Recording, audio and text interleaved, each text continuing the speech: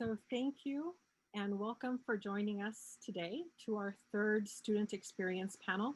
If you've joined us in the past, you know how valuable this has been to listen to our students and to act on their asks.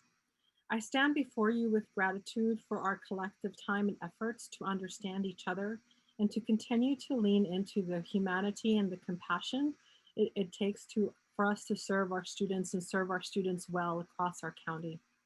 I will continue to open our space with the same two listening stances.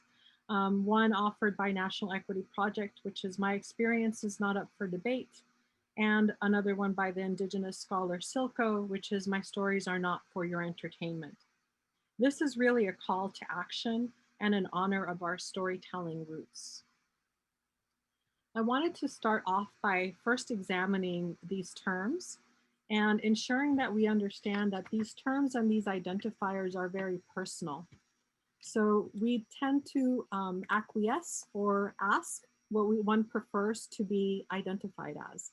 And I will give you an example. I have a very strong memory of telling my mom that I was a Chicana. I was 5 years old at the time. And my mom adamantly had a very strong reaction about that and said, absolutely not. Now that was tied to some political events that were happening at the time. And so I grew up thinking that that is not who I am. I also know that I identified as Latina for a long time, but when this term Latinx became something that was widely used, I lean on that term to identify myself because I appreciate that it takes the gender out of the term, that a group of Latinas don't become Latino, but are Latinx. So I know I prefer that specific term. And all of our youth here today will also discuss that piece and how they identify themselves. I also know that I call myself Mexican American, but I'm mostly more of a hyphen than anything else because I try to embrace the beautiful things from both of the cultures that I've lived in.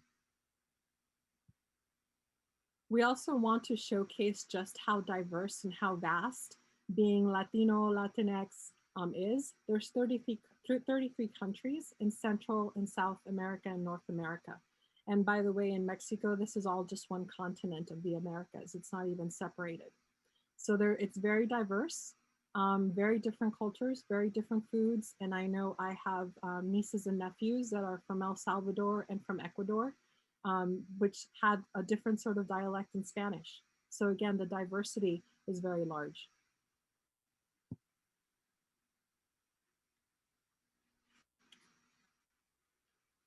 Felicia? Oh, sorry. And then just to kind of showcase, I apologize, to showcase this is that the Latino population or the Latinx population in the United States is a very large population. We're over 18% of the population. In California, we're 38%. And in San Diego County, it's 34%. Our county-wide student enrollment is 48%, and we're growing. So this is a population that we definitely have to pay attention to, that we have to serve well and listen to what it is that we need in order to be successful in our community. My apologies, Felicia. No problem. Thank you, Dr. Fabi. So as Dr. Fabi shared, the term Latin America is used to describe the countries in South America and Middle America, which we don't hear often, but that includes Central America, Mexico, and the Caribbean. In these countries that speak they're called Latin America because they speak Latin languages. So while Spanish and Portuguese are the most commonly spoken, what is not widely known is that there are many other languages spoken in this region, such as French, Haitian Creole, and Dutch. And in addition to the most common languages shared there, there are also many, many different indigenous languages spoken, making Latin America one of the most linguistically diverse areas in the world.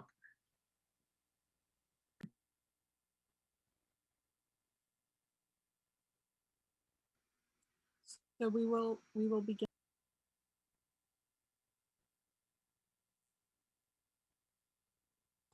We can't hear you. Can you hear me now? Yes. Okay.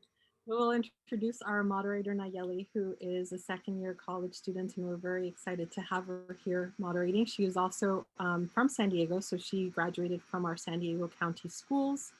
And of course, the questions that we choose to ask our students tend to stay the same. So the assumptions that are being made are experience harmed by racism, the most helpful thing in becoming a, a, an empowered young person, and what do we need from the adults at our school. I'm now going to stop my share screen so that we can focus on our students, and Nayeli can help us begin.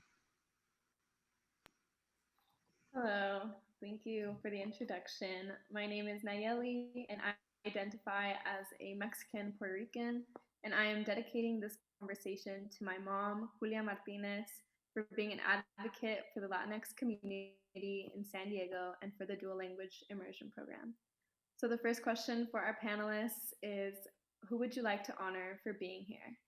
Itzel, or sorry, Anna, would you like to answer this question, please?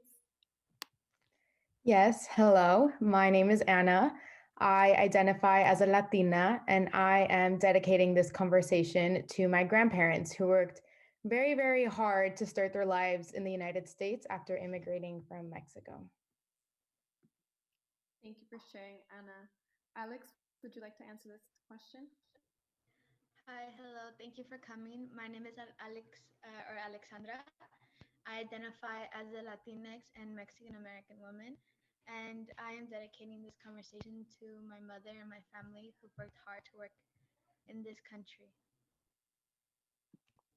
Hello, my name is Phoebe, and I identify as Mexican American. I am dedicating this conversation to my mom who came to the US so she could get a better paying job to give me a better future. Thank you for sharing, Phoebe. Maya, would you like to go next? Hi, my name is Maya. I identify as a Mexican Puerto Rican woman, and I'm dedicating this conversation to my grandmother who taught me what it means to be a strong Latinx woman. Thank you for sharing, Maya. Jafet, would you like to go next? Hi, everybody. My name is Jafet. I identify as a Latino or Mexican American as well. I'm dedicating this conversation to mis padres, my parents, my abuelitos, my grandparents who came to the U.S. for a better life and for a better, to start a new life and to start fresh for me. Thank you for sharing, Jafet. Leah, would you like to go next? Hi, my name is Gloria. I identify as a Mexican American Latina, and I am dedicating this conversation to my hardworking mom who came here for a better life and to give me a better life and a better education, and also for my family. Thank you for sharing, Gloria. Elvira, would you like to go next? Hello, my name is Elvira. I identify as a Chicana and Mexican American, and I am dedicating this conversation to my parents and ancestors who constantly sacrificed their lives for my future. Thank you for sharing, Elvira. Samir, would you like to go next? Hello, my name is Samir. I identify as a Chicano and Mexican American. I'm dedicating this conversation to my mother and my father who risked their life and their health to give my sister and I a better future and to make my ancestors proud. Thank you for sharing, Samir. Patricia, would you like to go next? Yes, my name is Patricia. I identify as Chicana, Mexicana, y Latina, and I'm dedicating this conversation to mi mamá, who works very hard to give me a future to succeed in life, hardworking Latinx parents, and everyone who is here to dedicate to speak for our people. Thank you for sharing, Patricia. Now, for question number 2, what is your experience with assumptions that are made by being Latinx? For me personally, my experience with assumptions being made by being Latinx is having to work twice as hard in everything I do, including school, work, and everything else, because things aren't handed to me by anybody. So, would Anna like to answer this question? Of course. I would say one of the major assumptions that are made about me being Latina are that I don't look Latina. Aside from that, and on top of identifying as Latina, I am also Jewish. And to some people that either comes across as scarce or odd, which is totally not true. There is a very large Latin Jewish community here in San Diego with over 400 families. Let alone several other Latin Jewish communities in the entire world. Thank you for sharing, Anna. Alex, would you like to go next? What I've experienced with assumptions is that as a Latinx woman, we have many stereotypes, including being spicy and very sassy and outgoing. And I think that's a very bad stereotype because there are many different types of women and everyone's different. And I feel like we should all be treated the same, but we are all different. So I want to be, what's it called? Not treated as like, uh, not treated as like an object, I guess. One of my Sharing. assumptions that have been made to me for being Hispanic is that I would have broken up English just because, it wasn't my first language. But in reality, I've been going to school here in the US since I was like 5. So I do speak pretty good English regardless of my color. Thank you for sharing, Phoebe. Maya, would you like to go next? I think an assumption usually made with me is that I don't really appear Latina, and a lot of people like don't even guess it on the first try. And I think many people just don't understand that there's not one way to be Latinx, and that there's a vast majority of how we appear and how our complexions are, and that our appearances don't reflect our culture. Thank you for sharing, Maya. Jafet, would you like to go next? Yes, some assumptions that are being made is my culture and Mexican American is to not being able to succeed in the education world and the education wise, um, always being next to my parents and working like them, and I feel that's a really bad assumption.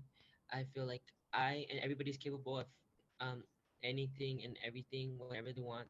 They should be capable of whatever they want to do.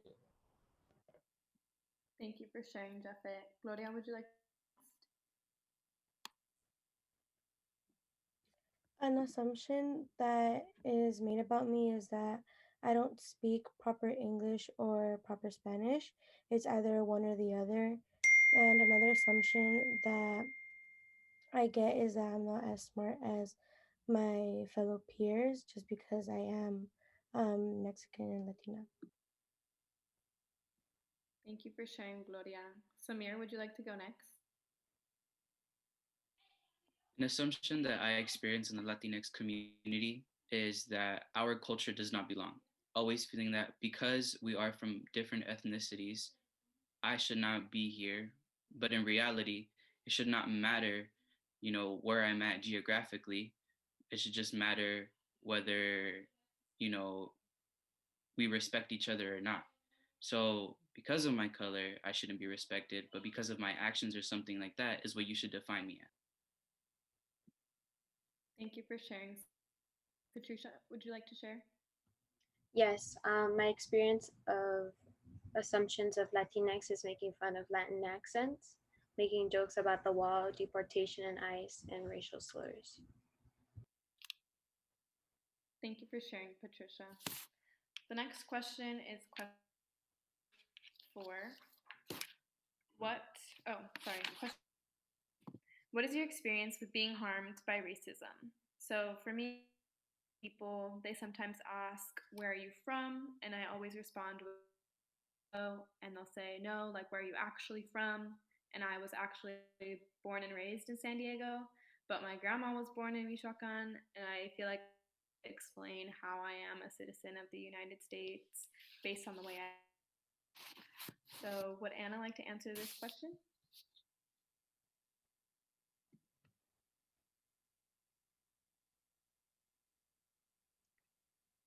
Anna, we can't hear you. I'm not sure there's some type of sound thing. Can you try it again?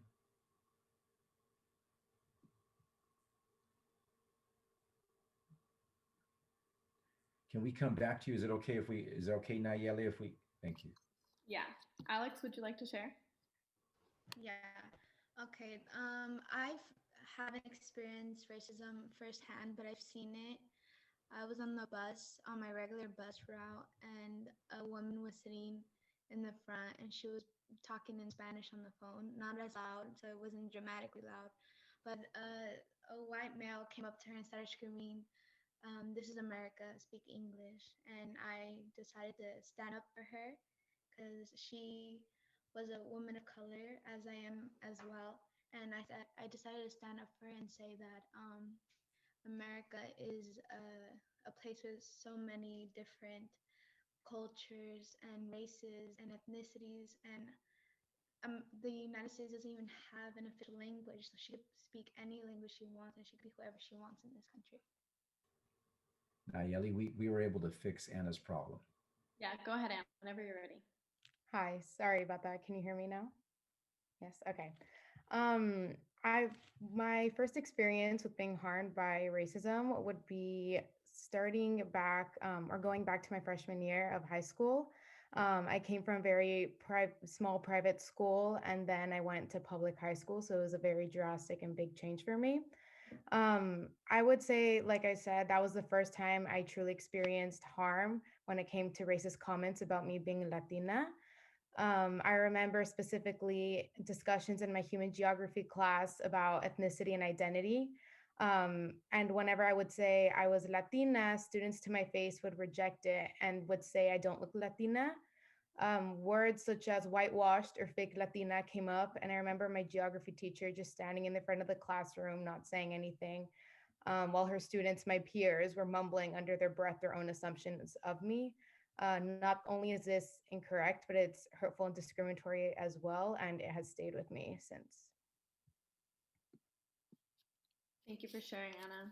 Phoebe, would you like to? Yes. One experience that I've been harmed by racism is surprisingly by my own people, my family specifically, and they assume that just they kind of like rate beauty by skin color. So it's always like my cousin that is lighter than me. Oh, like she's really pretty. And then when it comes to other people that are darker like me, there's like really no exact comment. And it hurts because it's like the people who you least expect, the people who should support you because they're your family. Thank you for sharing, Phoebe. Maya, would you like to go next? Yeah, an experience that really stuck with me was in ninth grade when we were in world geography class and we were discussing immigrant policies. And one of my white classmates was really undermining the experience of Mexican immigrants, saying that they shouldn't be allowed to immigrate. We should build up a wall if they really wanted to come here and do like and better themselves, that they could have just done it like legally and easily like her grandparents had. And then later the next year she had a quinceañera and involved all the traditional Mexican events such as like a father-daughter dance and like the ball gown. And it just was kind of harmful to see that she was undermining the experiences of the people who brought this culture, and she was just appreciating the culture but not the people who brought it here. Thank you for sharing, Maya. Jeffet, would you like to go next? Yes, I have, unfortunately, I have faced racism when I was in first through sixth grade. First through sixth grade, um, there was this group of white girls who always used to bother me and make fun of me because of my color, because of my culture, because of the language that I speak, Spanish. And not just only me, but as well as some other kids that are the same as me, Mexican American, Latinos, Latinx. We all rode the bus to school. Everybody in that bus was Latino, and we just talked in Spanish. We could express ourselves in that bus as much as we want. We could talk about like the music that we listen to. We could talk our two languages. But once we got into the school grounds, it was just we had to know about like the history of the U.S. and like we had to speak in English or else we would be making fun of. And I feel that's not right to be able to have like a limit to express ourselves and to talk our languages. And I feel that those group of girls really like put our like the group our my group like so down and made us see the different types of made us like see ourselves on the bottom of everybody and made us feel down. um but now I'm pretty sure everybody's already like know that everybody's the same. I'm super proud of being, who I am, Mexican American, Latino. I'm feel like I'm more Mexican than American, but I'm just super proud of who I am. I'm not ashamed anymore. My school, unfortunately, because we had to go through Zoom class, but now I'm more expressive in my culture. I speak two languages. Thankfully, I have some really good group of friends who I could express myself as well to in the classroom, and it's just amazing to have to be in this culture. It's a blessing. Thank you, Jafet, for sharing. Gloria, would you like to go next?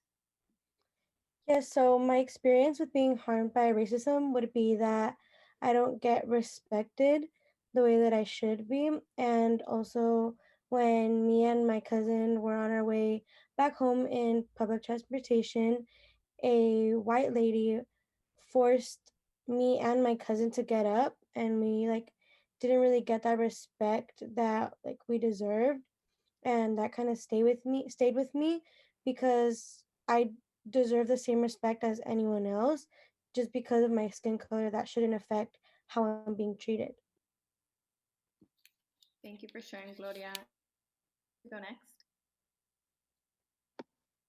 Yeah, my experience with being harmed with racism was during a college fair where my friend and I approached a college representative and we were talking about her school. And then I asked her what the highest SAT score the requirement was.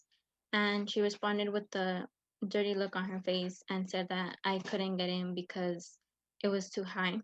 And it was like she was deciding what I can and can accomplish. And it was kind of like a shocking for me, and I didn't know what to do in that situation because it was my first encounter one on one.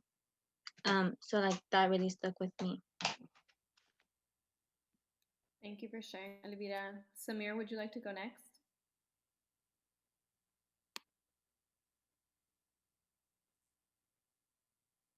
Need to unmute, Samir.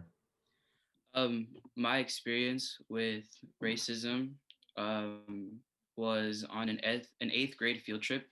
I was on public transportation as well, and we were two stops away from getting off.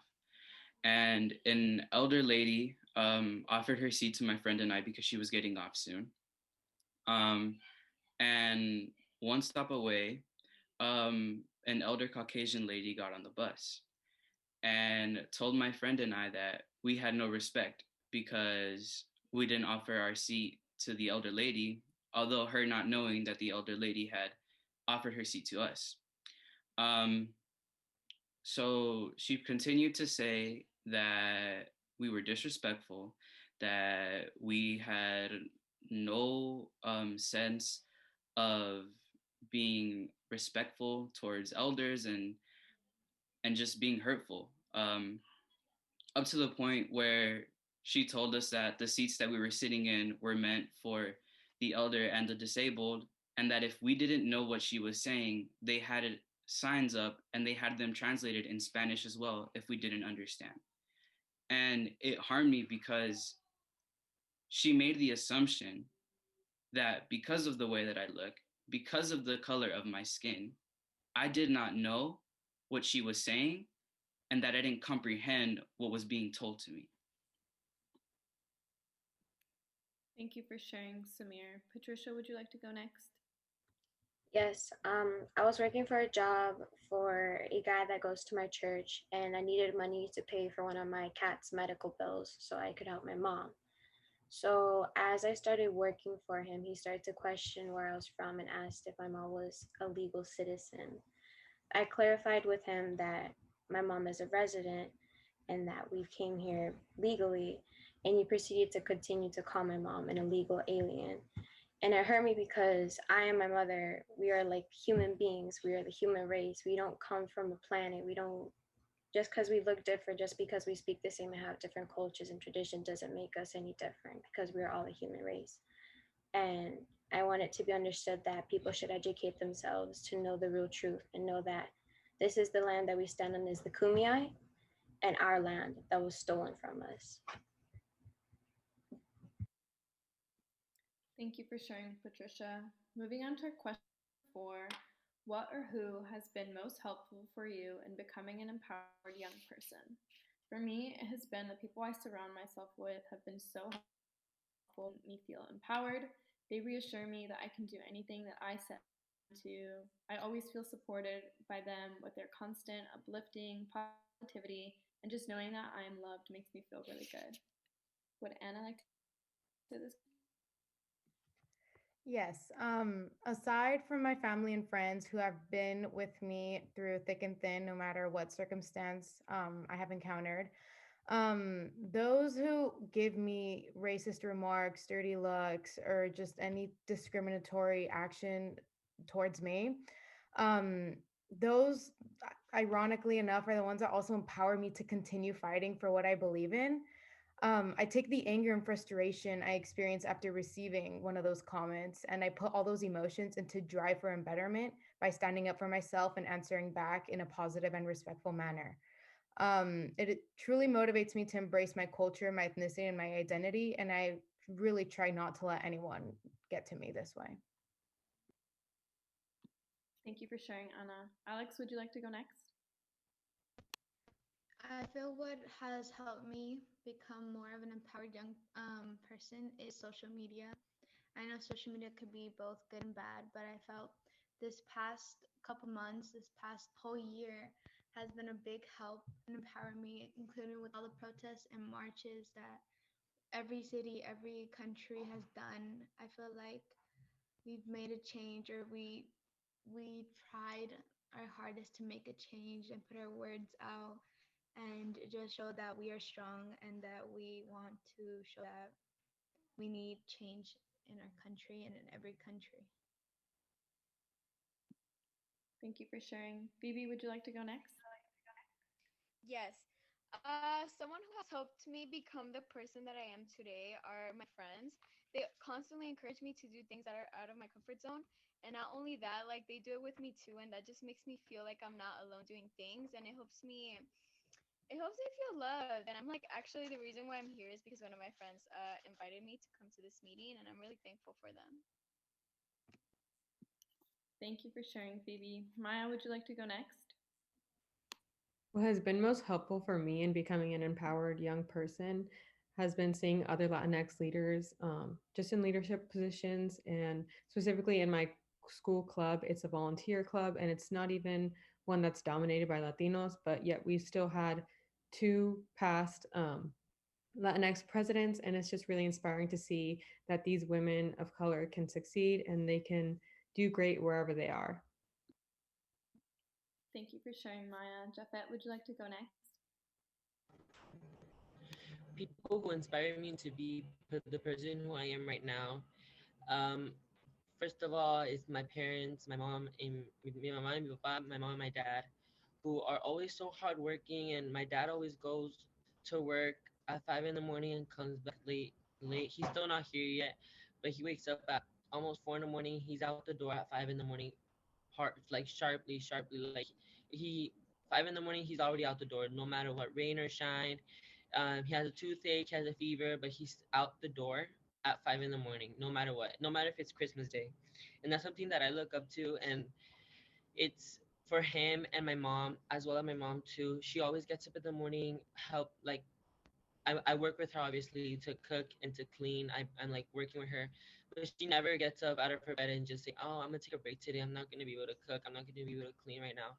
She's always in the kitchen. She's always having a broom or a pan or a pot in her hand, some dish soap, a sponge. She's always working some grocery bags. She's super. My parents are super hardworking, and me just helping my mom. I get tired, but her like doing the stuff like it's just so unbelievable how like strong and my parents are. And I'm pretty sure everybody here can agree how strong our parents are. They're so admirable. Our grandparents as well, they're right, well obviously they're a little tired because of what they have been through their whole life, but they're just super, they're so hardworking even though the age that they are. They're so like fighters, they're so luchadores, they're so, it just incredible how they are, as well as my celebrities that I like. Selena Quintanilla, the international singer, she got so far, and it's just so admirable how far she got in such a little times that she had in her life. 23 years old is just not enough for somebody. Imagine what could she have done and all that life. She wasn't in that industry for just for money, but to put our name out there.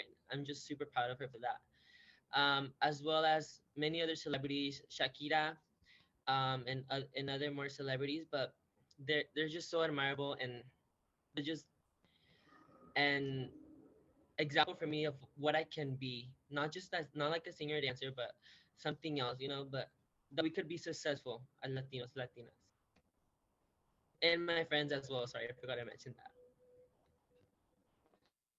Thank you for sharing, Jafet. Gloria, would you like to go next? So, some people who have made me become empowered and who I am today are first my family members.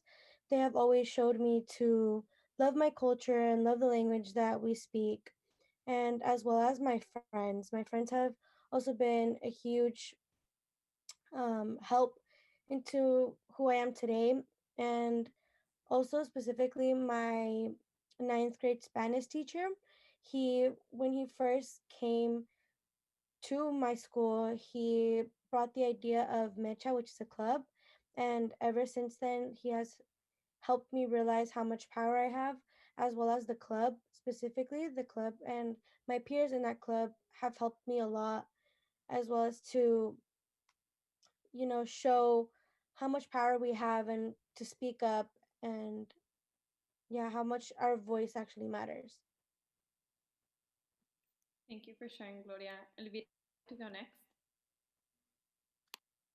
I would say that the Latino community itself really inspires me to become an empowered person, especially like the first generation students, because I see all the obstacles they had to face and how they had to start from the beginning and how they were able to successfully come a long way and still continue to achieve all these good things. I would also say that my friends have really played a big part because they have like taught me to be proud of who I am and be proud of my culture. And that's something that I am still trying to do. And I feel like we could always improve in connecting more with our culture. Thank you for sharing, Elvira. Samir, would you like to go next? So the who and the what has helped me become an empowering young person has definitely been my family. I've been fortunate enough to grow up in a family oriented environment. They've always shown me care, love, and respect. Um, but definitely my parents. My mom has been here in the United States for 26 years, been working for 15 of those years. Um, my father has been here since 15. They've always given me everything. I am fortunate enough to say that my sister and I have everything. Um, and because of them, they've empowered me to come and do things like this. And in the beginning, I was ashamed of my culture because I felt like I wouldn't be accepted. Because the majority of the time when I would look around, I would not see people like me. And I wanted to fit in. But now more than ever is the best time to know where I'm from and appreciate my culture. So my family and my parents have definitely been that motivation for me. Um, and also, what has empowered me and pushed me to become better and be empowered are the kids, like little kids, my little cousins. Like I see them and I'm just like, one day, when I'm gone, like you guys are gonna be like the next thing. So they've always pushed me to become better and do better because my job here on this planet isn't to have fun, remember parties in college and buy that special new car, but it's to build something and leave something for those who will come after me, because it's best to preserve the earth instead of worrying about taxes and all this other BS that we have to deal with in the world. um, because without preserving it and without leaving something behind, we won't have a home anymore. Thank you for sharing, Samir. Patricia, would you like to go next? Yes, my inspiration is Selena, Frida Kahlo, Dolores Fuerte, and most importantly, my mama, who are all independent women. My mom came to the United States pregnant by herself to in hopes to give me a better life. She inspires me to work hard not only for myself to have a future, but for her and others. I want to prove that we have much more potential as Latinx people, and that as long as we work hard and achieve our goals, we can make an impact. Thank you for sharing, Patricia. For our fifth and final question, what might you need or want from the adults around you at school? In schools, I want to see more high school and college transition programs to show high schoolers that anyone can college, that there are Latinx communities in colleges, and it just changes perspectives when they see people with similar backgrounds doing what others say Latinx people can't do. Personally, moving from San Diego to San Francisco for college, I rarely saw people like me until I went out and looked for those Latinx clubs and organizations, which I wish I would have known about sooner. Those clubs brought me closer to my culture while being away from home. Anna, would you like to answer this question? Yes. So for me, what I would like from the adults at school, whether it be administrators, teachers, or just any adult, were to just keep an eye out on campus. Teachers and educator officials have always taught us since as young as I can remember to never be a bystander. When there is a kid being bullied, to never just watch, to say something about it, to do something about it. I believe it is time to apply that today. It hurt me greatly when my human geography teacher just stood in the front of the classroom when all the students around me mumbled and rumored under their breaths about me, my ethnicity, who I identify as. And like I said before, it's just time to apply that kindergarten phrase that they told us to always to never be a bystander, to always do something about it. So to just keep an eye out on the students, whether it be a conversation in the hallway or an actual remark in class, um, to also step up and defend if someone is being targeted. Thank you for sharing, Anna. Alex, would you like to go next? I feel what adults at our school could do to help support us and make us the best students we could be at our school is to support us in every situation and every action we make, and to also let us choose what we want to learn about. During my last class, last semester, I was able to choose all my topics of what I wanted to learn and what I wanted to teach other students in my classroom. And I think that's a big learning point for other students and learning for me, because it helps other people learn what I want to teach them, and they get to teach us what they want to teach us. I guess it helps us all learn different cultures, different events, different events that are going on in the world. Thank you for sharing, Alex. Phoebe, would you like to share next? Yes. Something that I would like to see more of adults around my school, to be honest, we representation, because if I can recall probably like one Hispanic teacher in my whole school, and there's probably like over 1,000 students, and the majority of us are people of color, and I would like to see more representation instead of just like white teachers.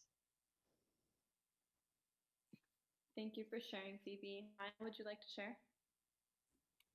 I think one thing that would be really helpful in our school is to have some sensitivity and respect from our teachers. Specifically in classes such as history, we usually learn a Eurocentric point of view.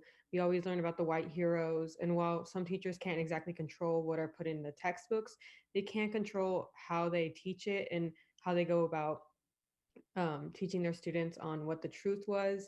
I think just understanding that some of us are from different places of the world, like we have ancestors from different continents, and a lot of like the history that's taught undermines those people and paints them in a bad picture. So understanding that that's not exactly the truth and learning our point of view and different points of view to actually base our opinions ourselves would be really helpful.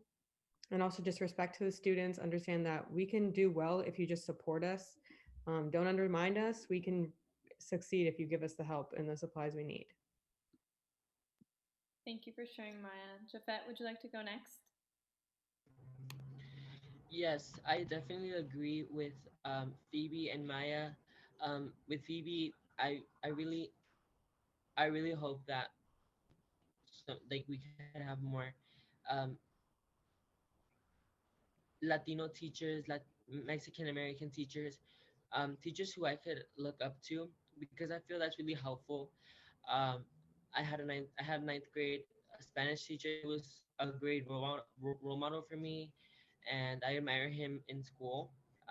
With Maya, I agree because she said like just to like Maya said to they don't teachers don't control what they teach on the textbook, but just help us out on just doing and expressing and letting us express ourselves, and that's what my proposes, that the school could let us express ourselves a little more, not having areas where we could express ourselves, but like the whole like school, the whole hours of school, the whole campus is a place where I could express myself, where we could all express ourselves, our cultures, our languages, that we could speak our two languages freely.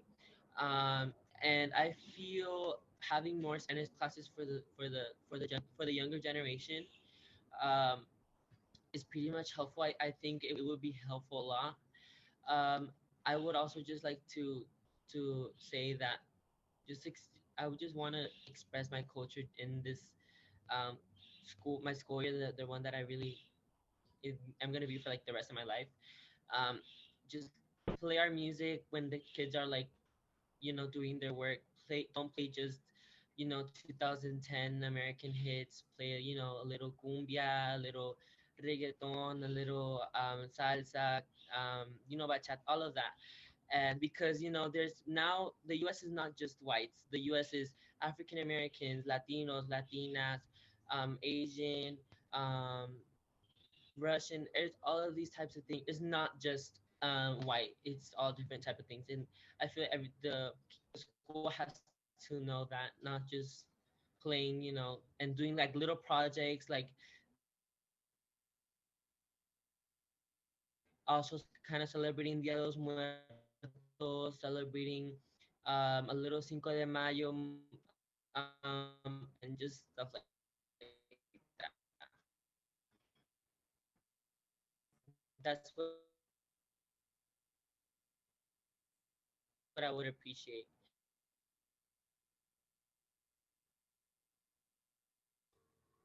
And Jafet, you're cutting out right now, but thank you. Nayela, you can take over. Thank you. Thank you for sharing, but would you like to go next? So, what I would like to see from adults, specifically teachers and educators, would be to talk to their students about their background, whether that's like whether you're Latino, Latinx, or like if you're Asian or something, like talk to them about like different parts of their culture and their history, because we only hear the same exact things and we hear it from the white perspective of it. Like we should talk about other perspectives of it. How did the other people feel?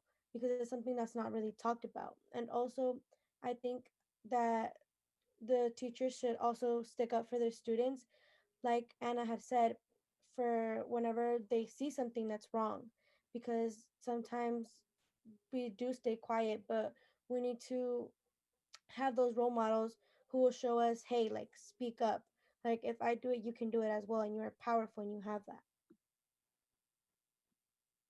Thank you for sharing, Gloria. Elvira, would you like to go next? I would like to see more staff members or teachers of our race in our schools, because I feel like students will feel much more comfortable expressing their culture in the school while in school grounds if we have those like role models, those teachers um, with us, and we see an example that is set for us. And I feel like this just makes, personally, it has made me very comfortable at the school that I am, because there is those teachers that I can count on, who I can express myself freely without having to limit myself to certain topics or um, certain things. So having teachers or staff members that are just like us, our race, has really helped me be more comfortable in my own skin and my school. Thank you for sharing, Elvira. Samir, would you like to go next? Um, for me, what I would like to see in the adults and educators, and something that I would need, um, is adding on to what Maya had said. Um, I'm just frustrated and tired of learning about the same old, history lessons and always getting taught about the whitest of heroes and, always learning the whole World War II thing and like a bunch of this white, background. But in reality, it's not about remembering what happened either. It's not about like, oh, remember when slavery was a thing, or oh, remember when Americans used Mexicans during the time of war to continue the farms, which is the Braceros program. It's not about remembering it, but it's about acknowledging it, because it's not something that you just think about. It's something you remember every single day, because school shouldn't be a place to practice what's already outside.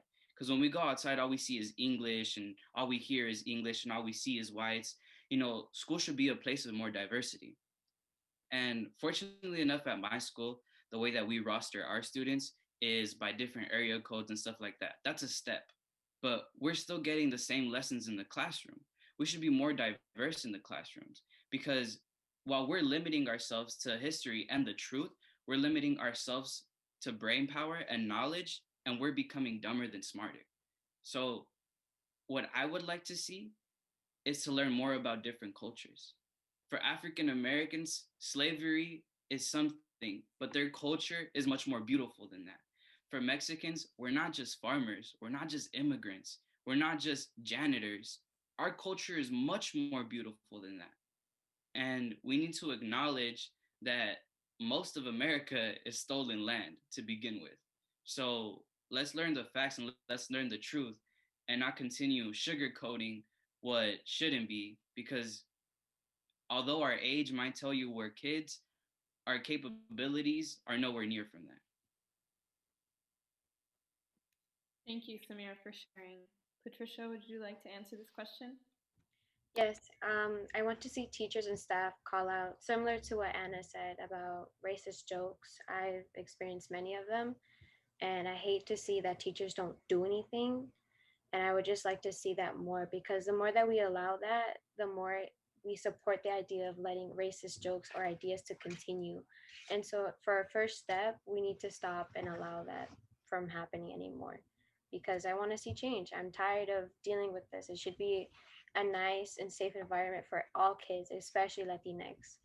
And I just hope to see that change. Thank you, Patricia, for sharing. And thank you to all of our panelists for sharing their stories and experiences. And thank you all for joining us for today's student panel.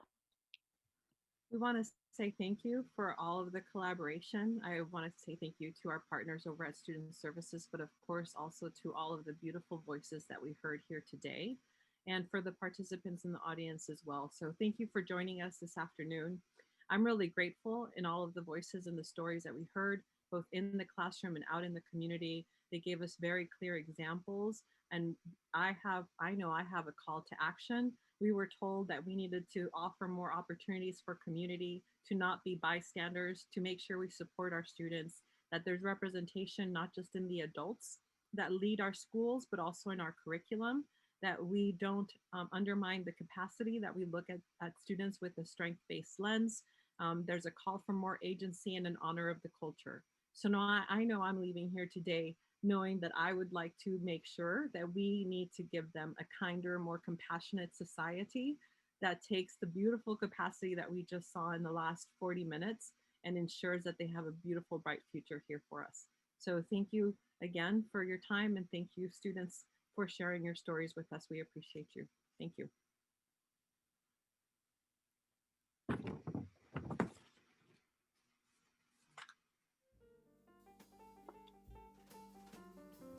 I think you all did amazing work. I mean, your voices, your stories, your authenticity was just off the charts. It was just amazing.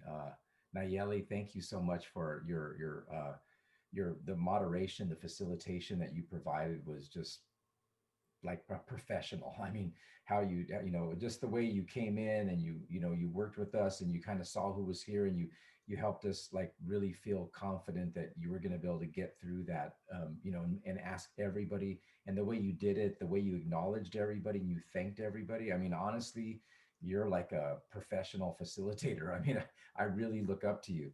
So, but everyone's voice, I mean, everyone's story, I want you to know like that is going to not only just be with the people who were here. I'm sure there was a lot of people who saw this.